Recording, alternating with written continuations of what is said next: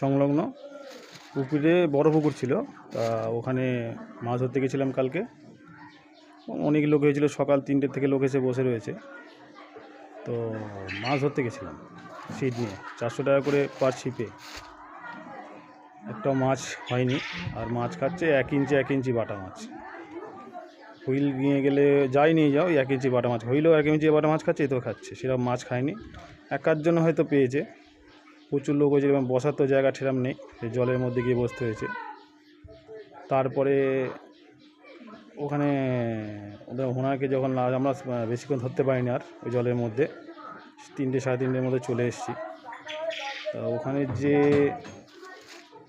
ওই পুকুরটা যে দেখাশোনা করে বা জানি না, ওনাকে বড় পুকুর জানি না, টাকা পয়সা ওই নিয়ে যায়। তখন কালকে ফোন করলো আমি চলে আসার পরে। তো কালকে সারাদিনে ফোন ধরেনি, আজকে ফোন ধরেছে, বলছে আমার আঙুলটা ভাঙা। তো মেন কথা হচ্ছে, তো ওনাকে আমি কমপ্লেন দিলাম যে দেখো এরকম করে মাছ তো কাউকে সিট দেয় না। তো বলছে আমি কি তোমাদের সিট দিয়েছি? তোমরা তো সিটে এসছি, যেটা কথা যে হোক কথা মতো। তো অত টাকা করে সিট দিয়েছে, 1 পিস মাছ নেই, সেই কোম্পানিকে জানাতো না, জানানো যাবে না নাকি? তোমরা কি মনে করো? তা দেখো, তোমরা যারা মাছ ফাছ ধরো, ওই ওখানে গিয়ে মাছ ফাছ ধরো, তা বুঝে শুনে যেও। কেন ওই 400 টাকা করে টিকিটে সারাদিনে মাছ পেয়ে না, বা যদি 200 টাকার মাছ পাও, 400 টাকা শিখে যাও, 300 টাকা টোপ লাগে।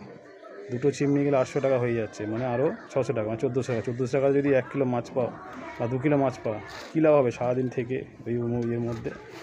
বুঝে শুনে দেখো। কেন ওনাকে যখন আমি কমপ্লেনটা দিলাম, বলছে আমাকে কেন বলছো? কাকে বলবো? ওনাকে বলবো না কাকে বলবো? তোমাদের মধ্যে কী বলে বলো? যাক, তোমরা যদি যাও দেখে শুনে বুঝে শুনে যাবে। আদার্স কোথাও যাও কি না যাও, সেটা তোমাদের ব্যাপার। জানার দরকার একটু জানিয়ে দিলাম, ব্যাস, ঠিক আছে। সংলগ্ন পুকুরে বড় পুকুর ছিল। তা ওখানে মাছ ধরতে গেছিলাম কালকে। অনেক লোক হয়েছিল, সকাল 3টে থেকে লোক এসে বসে রয়েছে।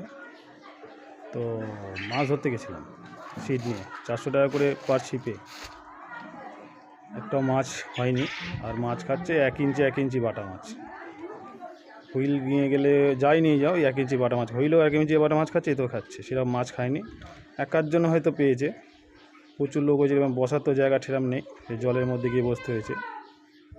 তারপরে ওখানে ওদের ওনাকে যখন আমরা বেশিক্ষণ ধরতে পারিনি, আর ওই জলের মধ্যে 3টে সাড়ে 3টের মধ্যে চলে এসেছি।